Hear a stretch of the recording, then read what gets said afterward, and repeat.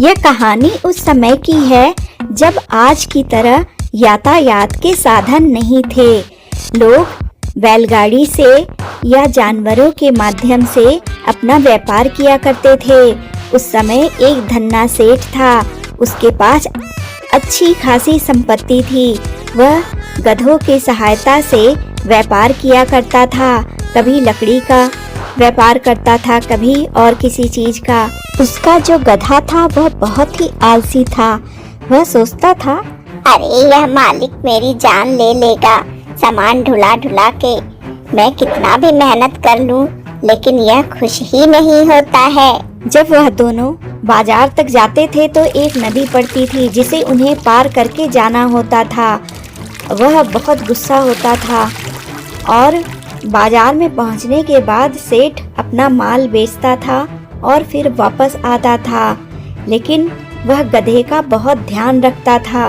लेकिन वह गधा था तो आलसी, वह तो काम करना ही नहीं चाहता था। वह बैठकर खाना पीना चाहता था। एक दिन उस सेठ का मित्र उसके पास आता है और उससे कहता है, अरे मित्र, तुम नमक का व्यवसाय क्यों नहीं करते? तुम्हें पता है उसमें लोग बहुत अच्छा मुनाफा कमा रहे हैं। तुम क्यों वही लकड़ी का बिजनेस कर रहे हो? ठीक है, मैं नमक का व्यापार करूंगा। सेठ को यह बात समझ में आती है। वह मुनाफे के लालच में नमक का व्यापार करने लगता है। वह अपने गधे पर नमक की बोरियां लाद देता है और जाने लगता है। नमक की बोरियां बहुत भारी थीं। गधे को बहुत गुस्सा आता है। वह नदी पार करने के लिए जब उतरता है तो चालाकी दिखाता है। वह नदी में बैठ जाता है और जब वह खड़ा होता है तो देखता है कि उस पर कोई वजन ही नहीं है, क्योंकि नमक तो पानी में घुलकर बह गया था और उसकी बोरियों में तो कुछ बचा ही नहीं था। तब वह बहुत खुश होता है। मालिक जब यह देखता है कि नमक सारा पानी में बह गया है तो वह बहुत नाराज होता है। लेकिन अब वह बाजार जाके करता भी क्या, वह वापस घर को आ जाता है। और इधर गधा तो बहुत खुश था क्योंकि उसे काम नहीं करना पड़ा। वह सोचता है, हाँ, आज तो मजा ही आ गया। काम भी नहीं करना पड़ा और न शहर जाना पड़ा। आराम ही आराम। और मालिक ने मुझे अच्छा खासा खाने को भी दिया। आज तो बहुत अच्छी नींद आने वाली है। सेठ दूसरे दिन फिर नमक की बोरी गधे पर लाद कर चल पड़ता है। रास्ते में वही नदी आती है। वह नदी में किसी बहाने रुकता है और थोड़े देर बैठा रह जाता है।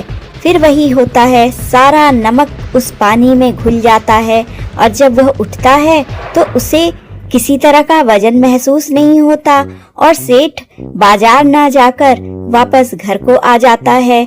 2-3 दिन ऐसा ही होता है। सेठ बहुत दुखी होता है जबकि वह गधा बहुत खुश होता है। वह सोचता है कि अच्छा है, अब तो बैठे बैठे खाने को भी मिल रहा है और काम भी नहीं करना है। अच्छा हुआ सेठ के मित्र ने उसे नमक का व्यापार करने की सलाह दी। लेकिन सेठ तो सेठ था, बहुत ही चालाक था। वह अपनी पत्नी से इस बात का जिक्र करता है। वह कहता है, जब मैं नमक लेकर जाता हूँ तब ये गधा नदी में बैठ जाता है। सारा नमक नदी में घुल जाता है। फिर हम बाजार जाकर क्या करेंगे? इसलिए हम वापस लौट आते हैं क्योंकि नमक तो पानी में मिल जाता है। पत्नी कहती है कि हाँ, हो सकता है वह इस घटना को खुद ही अंजाम दे रहा होगा, क्योंकि सबसे ज्यादा फायदा तो उसी को होने वाला है। फिर वह समझ जाता है कि यह गधा जानबूझकर यह शैतानी कर रहा है। मुझे परेशान करेगा तो अब मैं तुझे नहीं छोड़ूंगा, बहुत पिटाई कर। फिर क्या था, वह सेठ रुई का व्यापार शुरू करता है और अपने गधे पर रुई लाद देता है। रुई लेकर गधा चलता है। रुई का वजन तो बहुत कम था। वह बहुत खुश होता है। गधा सोचता है, अरे वाह, मेरे तो वारे न्यारे हो गए। अब यह रुई का बिजनेस करेगा और मेरे पर ज्यादा वजन भी नहीं रहेगा। और मेरे साथ वह जादू वाली नदी भी तो है, वह भी इन सामानों का वजन तो कम कर ही देगी। अब वह तो गधा था, वह क्या जानता था कि आगे क्या होने वाला है। वह रुई लेकर चलता है और गाना गुनगुनाता जाता है। जब नदी आती है वह पहले की तरह बैठ जाता है और जब वह मालिक कहता है कि चलो तो वह कहता है कि थोड़ा आराम कर लो फिर चलता हूँ।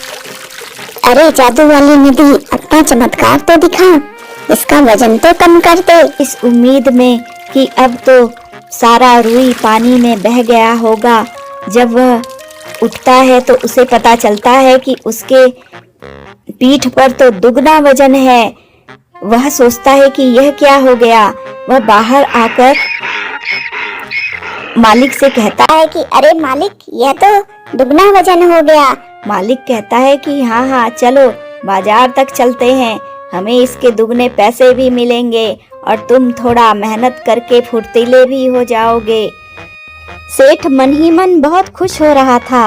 वह सोच रहा था कि अब आया ऊंट पहाड़ के नीचे वाली कहावत इस पर लागू हो रही है। अब इसे पता चलेगा जब मेहनत करनी पड़ेगी। तब गधा अपना सिर पीटता है। वह कर भी क्या सकता था। वह बहुत सारा वजन लेकर बाजार पहुंचता है और मन ही मन सोचता है, अरे आज यह क्या हो गया, आज तो लेने के देने पड़ गए। इतना वजन तो मैंने कभी नहीं उठाया था। मालिक मालिक ही होता है, मुझे उसे खुश रखना चाहिए, तभी वह मेरा ज्यादा ख्याल करेगा, वरना वह तो मुझे मार ही डालेगा। गधा अपनी गलती मान लेता है और मालिक से कहता है, मालिक मुझे माफ कर दो मालिक, मुझसे अब चला नहीं जा रहा है, मुझे माफ करो, अब मैं ऐसी गलती कभी भी नहीं करूँगा। आपके फायदे के लिए जो भी होगा वह करूँगा मैं, लेकिन कोई बहाना नहीं बनाऊंगा। तब सेठ उससे कहता है, सच कह रहा है ना, अब तो मुझे परेशान नहीं करेगा, नमक का कारोबार कर लूँ मैं। मुझे परेशान करेगा तो अब मैं तुझे नहीं छोड़ूंगा। हाँ मालिक कर लो, इससे अच्छा तो नमक का ही बिजनेस था, आप वही कर लो, मैं आपका पूरा साथ दूंगा और आपका नमक भी मैं नदी में नहीं बहाऊंगा। आपका जो नुकसान हुआ है उसके लिए मैं क्या कर सकता हूँ। और वह 2 आंसू गिराने लगता है। तब मालिक उसे माफ कर देते हैं और दोनों अच्छा बिजनेस करते हैं। मित्रों, अगर आपको यह कहानी पसंद आई हो तो कृपया इसे लाइक करें, चैनल को सब्सक्राइब करें और शेयर करें। मिलते हैं फिर किसी ऐसी ही मजेदार कहानी में। तब तक के लिए नमस्कार। वीडियो को पूरा देखने के लिए बहुत बहुत धन्यवाद।